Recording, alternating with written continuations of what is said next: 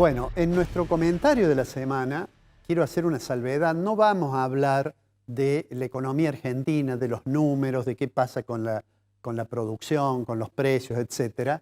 Quiero que hagamos en esto una excepción, porque hoy quisiera hacer una referencia a un economista que hace exactamente 80 años, en 1946, moría en Inglaterra. Es el economista más famoso y más destacado del siglo XX, que ustedes lo están viendo aquí, es John Maynard Keynes. Había nacido en 1883.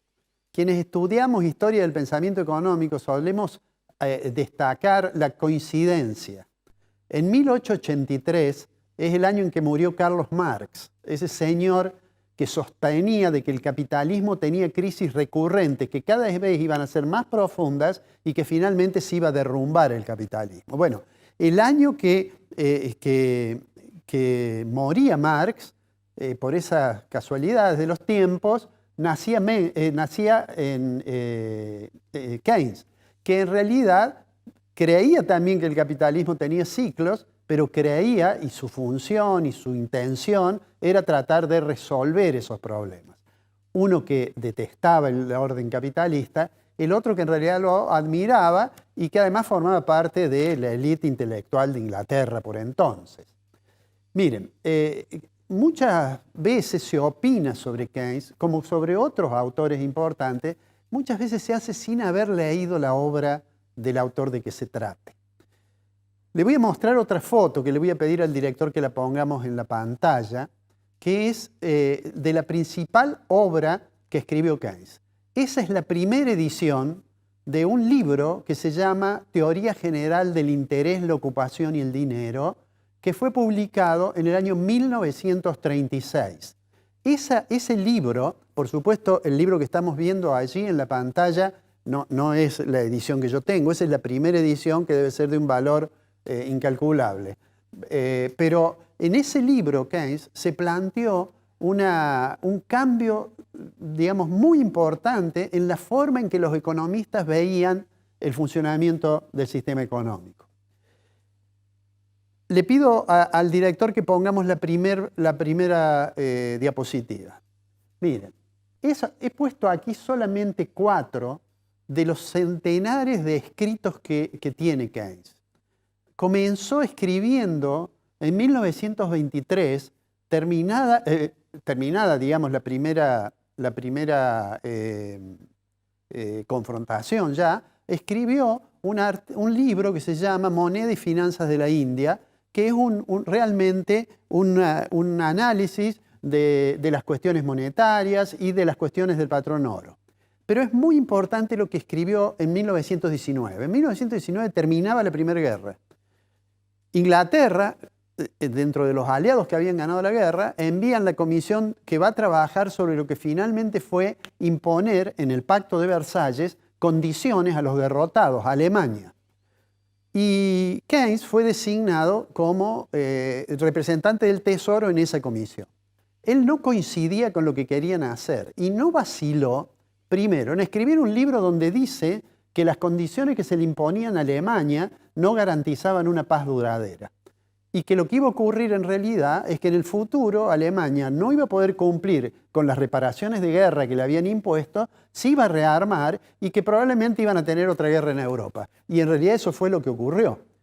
Existe cierta coincidencia entre los historiadores que el ascenso del nazismo en Alemania fue, entre otros factores que coadyuvaron a eso, fue las condiciones que le habían impuesto después de la Primera Guerra los aliados a Alemania y que entonces eso fue un elemento que se usó para esto que fue el intento de construir el Tercer Reich del nazismo. Pero no fue, digamos, estos trabajos sobre India y el trabajo sobre lo que se había acordado en el Pacto de Versalles, Keynes renunció a la comisión y publicó ese libro.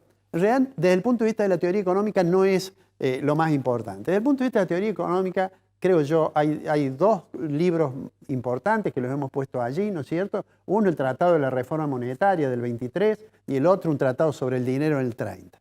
¿Por qué digo que son importantes? Bueno, porque ahí discutió y cuestionó mucho al patrón oro, que finalmente Inglaterra abandonó, pero además, para los que creen que Keynes no le daba importancia a la moneda, vendría bien que hicieran un recorrido por esos dos trabajos. Por supuesto, la principal obra, la obra con la cual Keynes, que estudió en Cambridge, que tuvo como maestro a Alfred Marshall, escribió, sin embargo, una crítica sobre la forma en que veían la economía los economistas que lo habían precedido. Es más, la teoría general sobre la ocupación, el interés y el dinero se publicó en el 36, en plena crisis del 30. Cuando se disparó la crisis del 30, los economistas no tenían muy claro cómo se resolvía. Muchos decían, bueno, ya el mercado lo va a solucionar. Digamos que los países que tomaron la decisión de no intervenir, se les profundizaba la crisis. En realidad, del otro lado del océano, Roosevelt ponía desde el 33 en adelante en funcionamiento aquella idea del New Deal para tratar de recuperar su economía. De todos modos, la crisis del 30 fue tremenda. Fue tremenda en la realidad si uno mira los datos del comercio internacional del último año anterior a la Segunda Guerra Mundial, es decir, 1938, y lo compara con los datos anteriores a que estallara la crisis en Wall Street, en realidad todavía no se había recuperado el comercio internacional. Fue una crisis tremenda y prolongada. Bueno, Keynes dijo, me parece que los economistas que lo habían precedido a él, que él en general les llamaba clásicos, en realidad dice, no están leyendo bien la realidad económica y si seguimos sus consejos, las cosas van a ser peores. Y por eso se dice que la teoría general del interés, la ocupación y el dinero, el libro de Keynes, protagonizó una revolución teórica que además de esa revolución teórica cambió las ideas sobre cómo debía desarrollarse la acción del Estado en la economía. Cómo en determinados momentos el Estado podía aumentar el gasto público. No es que Keynes haya dicho alguna vez que se puede hacer cualquier cosa con el gasto público y con cualquier déficit las cosas funcionan. Él lo que dijo, que si hay una crisis y si la demanda agregada de la economía está debilitada, puede concurrir el Estado y esto va a permitir que se recupere más rápido la economía. Le voy a pedir la siguiente diapositiva. Esto es, yo diría, un buen resumen de lo que Keynes creía. Esto está puesto en el prólogo de la teoría general. Él escribe, las características del caso especial supuesto por la teoría clásica, es decir, los que lo habían precedido, no son los de la sociedad económica en que hoy vivimos. Razón por la que sus enseñanzas engañan y son desastrosas si intentamos aplicarlas a los hechos reales. Y se puso en la tarea de revisar el cuerpo teórico. Él era un destacadísimo discípulo del más importante de los neoclásicos ingleses, Alfred Marshall, y construyó un edificio teórico alternativo. Provocó una sustitución, diríamos, del paradigma teórico dominante. Muchos lo critican, pero no muchos, creo yo, lo han leído. Si uno revisa con cuidado el pensamiento de Keynes, por algo, después de la Segunda Guerra Mundial, y yo diría hasta la crisis del petróleo en los años 70, casi todos los países que se desarrollaron mucho, los países europeos, Estados Unidos, etc., aplicaron políticas que las inspiraban a autores que se sentían keynesianos. Él no llegó a ver eso porque murió en el 46, pero tuvo tiempo todavía, en el 44, de asistir a la reunión en Bretton Woods que había llamado el secretario del Tesoro de los Estados Unidos para discutir cómo se organizaba, cuál era la arquitectura financiera internacional, cómo se reconstruía Europa, etc. Ahí nació el Banco Internacional de Reconstrucción y Fomento, hoy Banco Mundial, y ahí nació el Fondo Monetario Internacional. Es decir, era una personalidad destacadísima.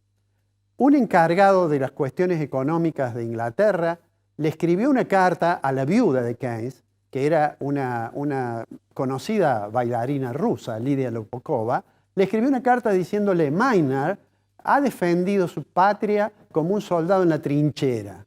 ¿Por qué? Porque era un hombre que estaba involucrado, que creía que había que actuar para resolver los problemas y, por supuesto, defendía los intereses de su país, ¿no? De hecho, formó parte del Parlamento, en fin. Pero digo, lo que quiero destacar, aunque muchos hoy, digamos, tienen juicios tremendos sobre Keynes, que sería bueno que hicieran una visita y leyeran con un poco más de detalle. Hay quienes dicen, sin tener, por supuesto, ningún fundamento, que Keynes era un comunista o un socialista o que quería estatizar todo. No, es cuestión de leer sus trabajos. No solamente los que yo le he mostrado, están publicados unos trabajos que se llaman Ensayos en Persuasión, que forman parte de lo que él escribió en los diarios y de los debates en los cuales participó. Me gustaría terminar, con esto termino, con una frase que él escribió en 1923 y que me parece que vale la pena, sobre todo que la miremos los economistas, que es el otro párrafo que yo he traducido ahora. Dice, pero este largo plazo, dice, es una guía engañosa para los asuntos actuales. A largo plazo todos estaremos muertos. Los economistas se fijan en una tarea demasiado fácil, demasiado inútil, si en épocas tormentosas solo pueden decirnos que cuando la tormenta haya pasado, el océano volverá a estar en calma. Miren, esa frase, que está en el libro del 23, esa frase, en definitiva, lo que dice, se popularizó sobre todo la primera parte, eso, en el largo plazo todos estamos muertos. Pero en realidad lo importante del párrafo es que lo que Keynes sostiene, que cuando hay situaciones de crisis complicadas, los economistas no pueden decir, sí, estamos mal, pero a largo plazo esto se va a resolver. Eso es lo que él quiere decir, que es una tarea demasiado estéril, demasiado inútil. Que un economista diga, en el medio de una crisis, de una recesión, en el caso que estaba viviendo él, de la crisis del 30, que alguien diga, bueno, estamos mal ahora, pero vamos bien en el rumbo correcto y a largo plazo los problemas se van a solucionar, el océano volverá a estar en calma. Bueno, eso que puede decir un economista es lo que Keynes dice que no tiene que decir, que tiene que actuar sobre la realidad con propuestas y con diseños de política económica que resuelven los problemas que tienen todas las economías. El próximo martes volvemos al análisis de qué nos está pasando en la Argentina en materia económica.